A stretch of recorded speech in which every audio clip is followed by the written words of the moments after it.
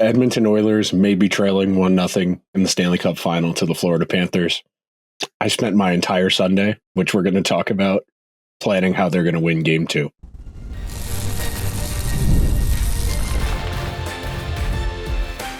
You are Locked On Oilers, your daily podcast on the Edmonton Oilers, part of the Locked On Podcast Network, your team every day.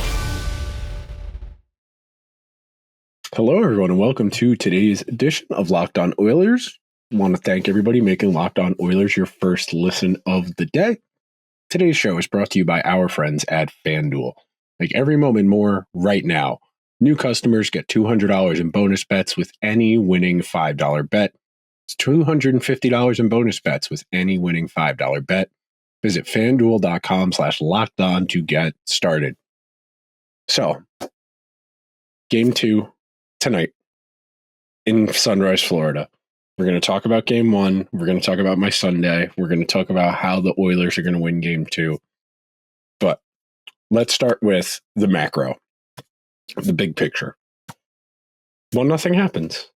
You're going to lose games to good teams. You're going to end up in situations where sometimes the best players on the other teams are going to make things happen. Bobrovsky was due to have a great game in these playoffs. Frankly, he'd been okay. He hadn't been bad. He hadn't been a glaring issue like he may have been in other other playoff runs. You know, their President's Trophy campaign from a couple of years ago comes to mind as a playoff run derailed by Bobrovsky.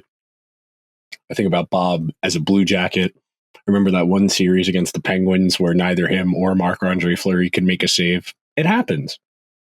Other side of the coin, when Bob's locked in, man, I think you've seen it if you're in tune, if you consume a lot of national hockey media.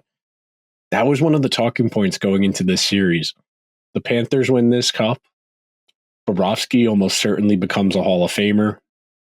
He has 2 Vezinas. He's a finalist this year. He won't win. Hellebuck will, but 2 Vezinas, and if they win the cup this year, that's a Hall of Fame resume for a goalie. It really is, and the Oilers did a really good job. It is very unsatisfying to hear the deservo meter. You know, it's unsatisfying this time of year to hear you played well, you didn't get the breaks. It's very unfortunate. It is very frustrating. I want to say that's a game the Oilers win 9 times out of 10 if they run it back that way. The pressure was there, and Bob just made some great saves. The Panthers blocked a lot of shots. But if you take a step back, you remove yourself, you breathe, you start to get an understanding of what it's going to take to do this. And that's the most important thing. I always talk about this. This might be my single favorite talking point ever. You need as much actionable information as you can possibly get as a sports team. In this case, the Oilers needed to see how the Panthers were going to play them. They needed to see what type of scoring chances they were going to get. They needed to see what type of tempo the game was going to be played at, because if this series is going to go the distance, which most people figure we're in the ballpark of 6 or 7 games, almost assuredly. With that in mind, how do we get there? What's the path? And I think it's important to reiterate this, and I've said this a lot over the last few weeks. This is not just the Oilers have to do something. There's a mutual back and forth here where 2 parties are trying to go at each other in different ways. They're trying to take advantage of weaknesses and use their own strengths to take advantage of those weaknesses. So, in the purposes of this conversation, this specific one right now, yeah, the Oilers got to find a way to put the puck in the net.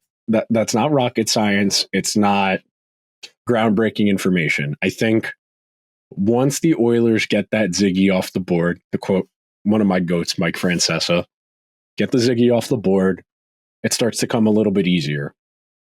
And that's the key. You don't want to force it, because that's when you start getting all your shots blocked. You know, I had talked about it with Gil Martin on the Locked On NHL show, the national show. Evan Bouchard had something like 14 shot attempts, but only 5 shots on goal. He was feeling it a little bit. He realized the Oilers needed to get something going. He was taking some shots he may or may not have usually taken because they were there. The Panthers playing with the lead, compressed their defensive alignment really in tight around the net, good positions to block shots and stop the cross-seam pass and force the Oilers to stay wide. And if you don't break down defensively, if you keep the other team to the outside, you're going to have a lot of success at mitigating their offense. And I know, the Oilers had a great share of possession, and I talked about this in regards to Game 6 against Dallas, and I do think it's a similar case here. When you are playing from behind, you are going to play a team that typically is going to shelter. They're going to, I don't want to call it a turtle situation here because Florida wasn't not trying to score, but Florida definitely more focused on defense, maintaining structure, maintaining gap control, forcing Edmonton to work really hard to get to offense. And that's kind of Florida's secret sauce. They really slowed the Rangers down and said, okay, break down our structure or you're going to lose. And the Rangers could not find a way to do it. I think the Oilers' talent is a little more specialized and it has a little bit more juice to it than the Rangers guys do. And I don't think anyone's going to mistake Connor McDavid for Artemi Panarin. Panarin had a great season, but McDavid's ability to bob and weave through traffic is fundamental and essential. I didn't mention the Oilers went 0 for 3 on the power play in Game 1. It happens. They had a couple games in the Dallas series where they couldn't get it going. First couple games of that series, they couldn't get it going. The Vancouver series, they had a hard time at points getting their power play going. It ebbs and flows. 38, I think they were 37 or 38% power play going into Game 1. That number comes down a smidge, but you're still in the 30s. It is one game. We talked about this a lot in the Vancouver series in regards to Stuart Skinner, but you got to flush it. You played well. You didn't win. You don't want that in your head that you didn't win. You don't want, we know what we need to do. We just need to do it because that's ignorant of the fact Florida is going to make adjustments too. And you need to come out with a little bit more of ugly goal. I think that's the key here. And I know Edmonton is not in the ugly goal business conventionally, other than maybe Zach Hyman, but the Oilers are going to need themselves an ugly goal to kind of get the floodgates going. That's how you beat a goalie who's locked in. And when a guy like Bob is dialed in the way he was on Saturday, it's going to take a stupid one. You need a deflection, you need a second chance, like a rebound, or you need something fugazi. You need a puck to ricochet in off of somebody. And unless you can find one of those, it's going to be really hard to beat Bobrovsky clean. You need traffic in front, you need slop, and you need guys who are willing to engage because it is going to get very testy in and around that net mouth with guys like Mikkola, guys like Forsling, guys like Kulikov. They want to hit people. The Oilers are going to have to accept that they're going to have to play with a little more physicality. And before we end the first segment, I thought the Oilers did a nice job of minimizing Florida's physicality. You're not going to get the rat out of there. The Bennett hit on McDavid that every sports media entity clipped like, ooh, look at this big hit without the puck in frame. And look, I know it's incidental contact. I don't understand why we're trying to glorify the best player in the league getting hit. Connor McDavid pays everyone's bills. The sooner we all get on the same page about physicality being a component of the game and not an essential component of the game, I think we'll have a lot better understanding and a little bit, frankly, just more respect. Like doing stuff like that is so, and yes, incidental. McDavid's not really looking. Bennett didn't have to hit him. The puck's not there, but he did. Oh, well. Anyway, that will do it for the first segment. So please stick around. Coming up next on Locked On Oilers, we're going to talk about some of the paths to victory in game number 2 tonight. Summertime means baseball, the NBA Finals, the Stanley Cup Finals, the WNBA, Formula One, NASCAR. and you can bet it all on FanDuel. Right now, new customers get $200 in bonus bets with any winning $5 bet. It's $250 you can use to bet on everything from the Finals MVP to who's going to hit one out of the park. Visit FanDuel.com/lockedon and add a big win to your summer bucket list. FanDuel, America's #1 sportsbook. Thank you to everybody who is listening to today's edition of Locked On Oilers, whether it is first thing in the morning, on your way to work, on your way to school, at the gym, whatever, or on your way home, getting ready, psyching yourself up for game number 2. Thank you. That's why you do this. If I was just talking into a microphone, it wouldn't nearly be as fun as knowing that we're helping. That's the goal here. Useful, actionable information. So, time for story time with Nick. Saturday night, watch the game. Feel reasonably okay, but after a game like that, I generally I try not to stew on it. I try not to think, oh, if this, if that, if that. You got to flush it. You can talk all you want about deserve a win, scoring chances, expected. You didn't win. Yeah, there were some things you did that worked and you would like to replicate, but you got to see how Florida adjusts. You go to sleep. I woke up Sunday morning. I went for a walk. I had breakfast. I watched the entirety of Game 1 again. One of the few useful features of ESPN Plus is that they do keep the games on demand for, I think it's 2 weeks before they clear them out. But rewatched the game. Felt still reasonably good about some of the things the Oilers were doing. Florida wanted them to take a lot of those crappy shots, and it's a real, I don't want to call it a catch-22 because it's not that serious, but at the same time, if you are going to have low-quality scoring chances, you don't really want those. And that's the inherent challenge this time of year, that to get good offense, you're probably going to have to take a good lick to get it. And that's not a particularly appetizing proposition for a lot of guys. You don't want to tell McDavid, hey, I need you to get to the net front because we really need a goal right now, for him to get cross-checked in the back by God knows what Panther who's eager to cross-check him. So, watched the entire game. Still felt good about it. Went to Governor's Ball Music Festival here in New York. I stand there for 7.5 hours by the end of the last set. If you're watching on YouTube, you can see the sunburn where I missed the sunblock along my chest. And I really wanted to enjoy myself. And I did, don't get me wrong. I saw some really good acts. Chapel Road, tremendous. Renee Rapp, tremendous. SZA should have won Album of the Year for SOS, but I digress. This is not a music podcast, though I wish it was. Music is very fun. The Oilers can play with Florida. That is the single most important takeaway from game number 1, and something that I spent a lot of my Sunday thinking about. Just, you didn't get the result, but you showed the ability to play with them. You showed the ability to play how you want to play. You were able to impose your style, your tempo, your pace on the game. That's something the Oilers have struggled with at points in these playoffs. And I don't think we can beat around the bush any longer. They got to get Cody Ceci out of the lineup.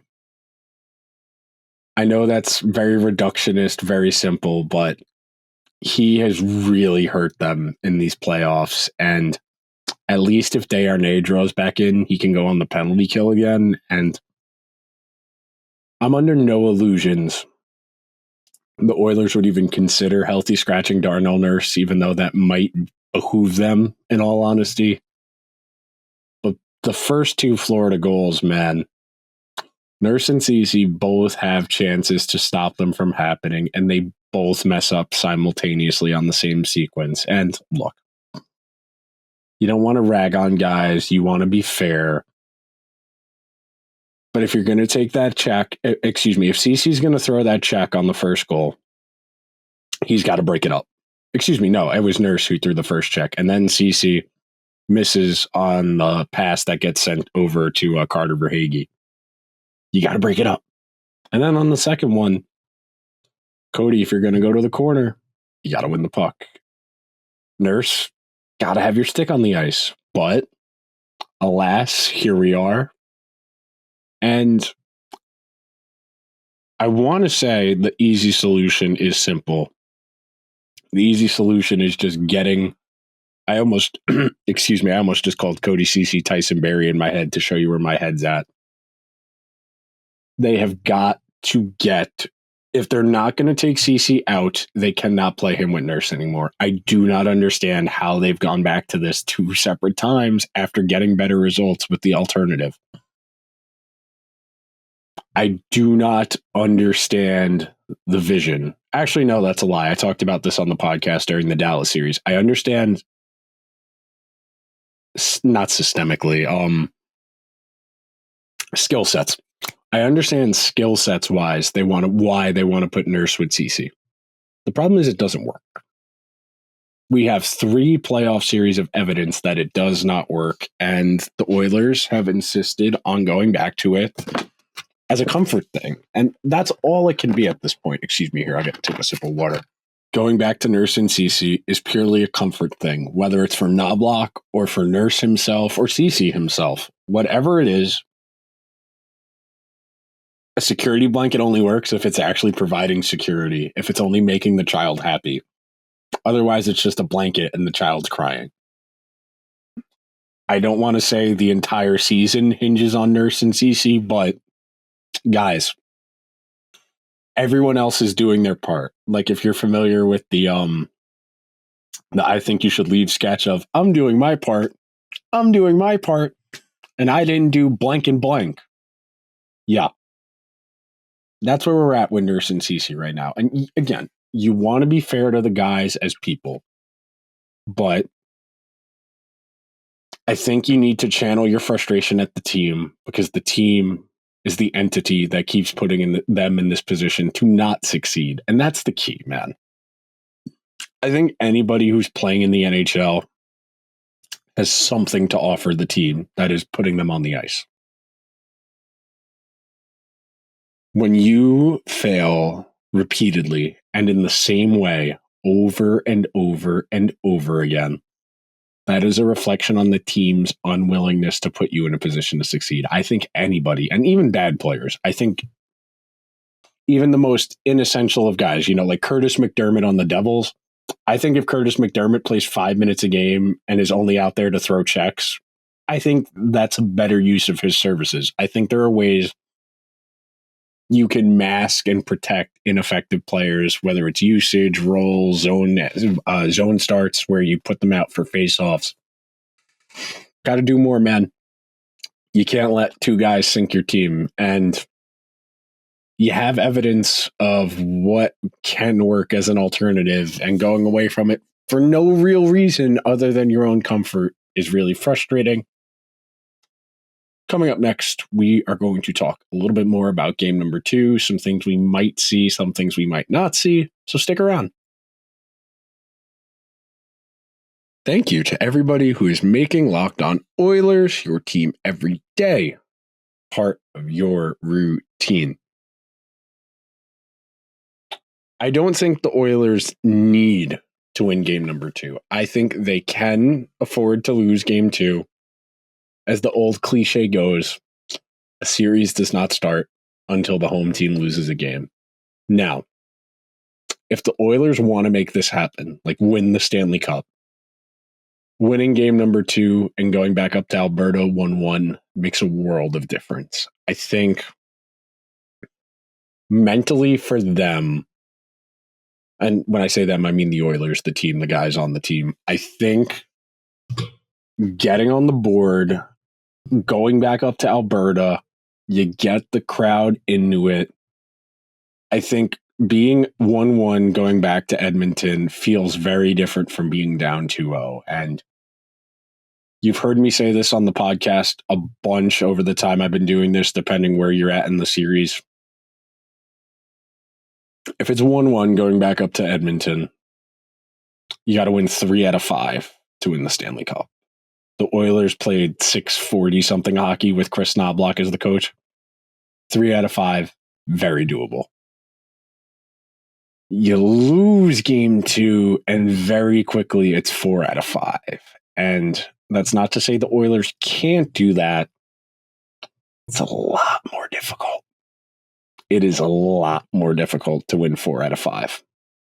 You have room for error, but not nearly as much. And I know players don't think of it in terms of game theory like this, where you're trying to plot out how you get from point A to point B. They're thinking, I got to get this puck, I got to get it where it needs to go, and I need to try and score a goal.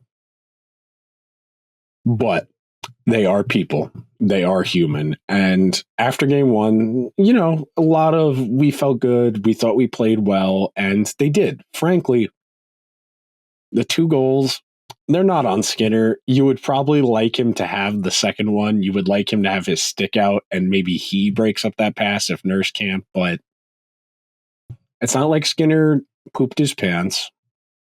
It's not like the Panthers poured it on. They couldn't beat a great goalie. They couldn't beat a goalie who might be a Hall of Famer. That's not going to make anyone feel better, but at the very least, you can understand it. It's not a mystery what happened in game 1. Now, you heard me say it before. I'll repeat it again. You got to get one on the board in game number 2 relatively early just to get your guys in the game. I think if this game and the series at large is played up and down, higher tempo, I think that helps the Oilers. I do think it could be problematic for the Oilers, but I do think it would help them just because it gets Florida out of their structure. And when well-structured teams play against tempo, it's really easy for them to mitigate what you're trying to do because they're clogging all the lanes. And that forces guys to make individual plays. And that's what makes Florida's defense so effective. And when I say defense, I mean their team defense, not just their defensemen, is that they play to their structure very well and they don't compromise on their rules. All scheme, all X's and O's, it's just a set of rules. If this is here, you're here. If they're there, you're here. That's all X's and O's are. And Florida does a really good job of not breaking down their rules. And yes, it helps that their defensemen are mobile. They're able to follow guys in zone. But the Oilers, if they're going to win this series, are going to have to find ways to break that down. That includes traffic. And they're going to need some ugly ones, man. They're going to need Evander Kane to park his butt in front of Bobrovsky and hopefully impact the scoring opportunity. I'm not under the illusion that anyone in that bottom 7 forwards is going to make an all-world play. They can stand in front of Bob. They can put some heat on Bob. They can make him see through traffic. Maybe a Florida guy hit the Oiler into Bob, and then there's no goalie interference because it's a Florida fault. All I'm saying is, this time of year, it is sometimes better to be lucky than good. And right now, because the way game 1 went, that's all the evidence I need. Florida got lucky. And look, Florida's a really good team, and I've said it more than once that luck is what happens when preparation meets opportunity. Don't get me wrong, Florida's a really good team. They also probably won't win if Bob has to carry them because, frankly, it's unlikely. Could Bob do it? Could Bob steal 4 out of 7? Yes. Do I think that's an easy path? No. Do I think that's a path the Panthers want to pursue? No, I don't. I think the Panthers know they're probably going to need to be a little bit quicker getting out. I think they're going to need to force the Oilers to play a little more defense. And frankly, the Oilers' best players were on the ice for the goals against. McDavid was out there for both of the Florida goals when it was still a game, And that's how you put pressure on Edmonton. You make McDavid, you make Draisaitl, you make Hyman, you make Nuge. You make the guys whose job it is to create offense play defense. You're not going to stop Connor McDavid. But if you dump it in, you force Nurse or CC to try and break out while McDavid's out there and they fail on an exit.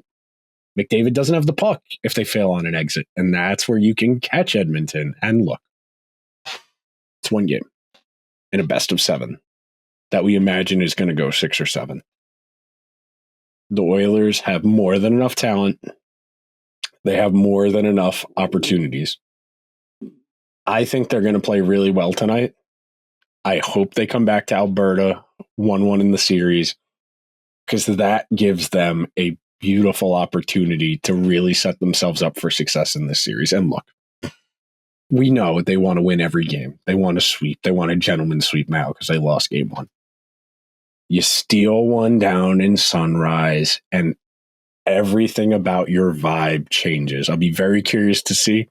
Connor McDavid finally goes away from the suit he's worn for 4 straight games while the Oilers were on that winning streak. But I do think that will just about do it for today's edition of Locked On Oilers. So please make sure you are subscribed wherever you get your podcasts on Apple, Spotify. Leave the show a 5-star review. If you are watching over on YouTube, hit the subscribe button, hit the alarm bell, get a notification anytime new content goes live. I will talk to you guys after game number 2 tonight. Until then, let's go Oilers.